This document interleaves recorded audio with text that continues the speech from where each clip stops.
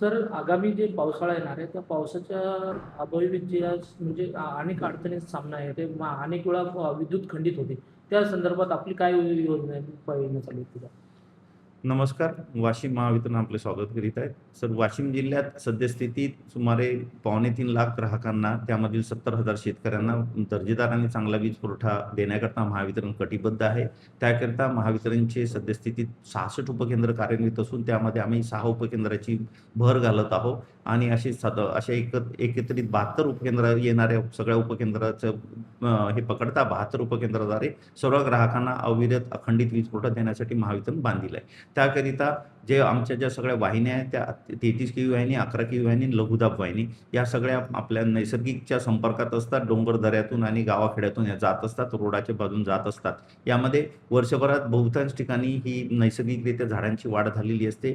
काही झाडे हे आमच्या वाहिनीच्या जवळ येतात, त्यामुळे त्याच्या संपर्कात येऊन वाहिनीमध्ये बिघाड होण्याची शक्यता असतात आणि ह्या नैसर्गिक आपत्ती दूर करण्यासाठी काही ठिकाणी झाडाच्या फांद्या पडल्याने आमचे खांबसुद्धा कोसळतात आणि वीज पुरवठा खंडित होतो.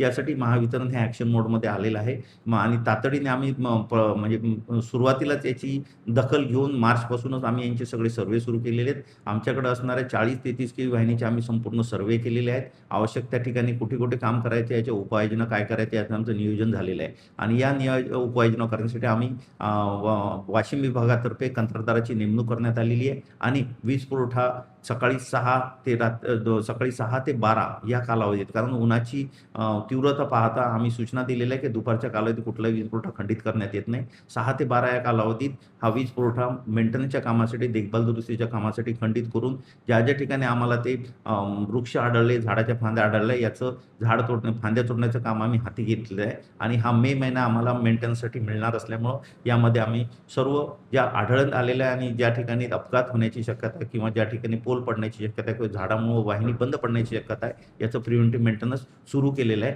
त्याकरिता वाशिम विभागामध्ये सुमारे 20 ते 25 एजन्सी आम्ही नियुक्त केलेल्या आहेत. त्या ठिकाणी पोल सरळ करणे, तारा ओढून घेणे, गार्डिंग करणे, ट्री कटिंग करणे, आवश्यक त्या ठिकाणी स्टे देणे आणि आर्थिंग देणे ह्या प्रामुख्याने बाबी घेत आहे. यासोबत उपकेंद्रातील देखील देखभाल दुरुस्तीचे काम आम्ही सुरू केलेले आहेत. सगळ्या 65 सबस्टेशनचे सर्वे करण्यात आलेले असून सबस्टेशनचे आर्थिंगची व्यवस्था, सबस्टेशनचे आयसोलेटर आणि सबस्टेशनचे देखभाल दुरुस्तीचे कामं आमचे सुरू झालेले आहेत. या पावसाळ्यापूर्वीच म्हणजे मे अखेरपर्यंत आम्ही 100% कामं पूर्ण करू आणि अखंडित आणि दर्जेदार वीज पुरवठा देण्यासाठी सर्वतोपरी प्रयत्न करण्यात.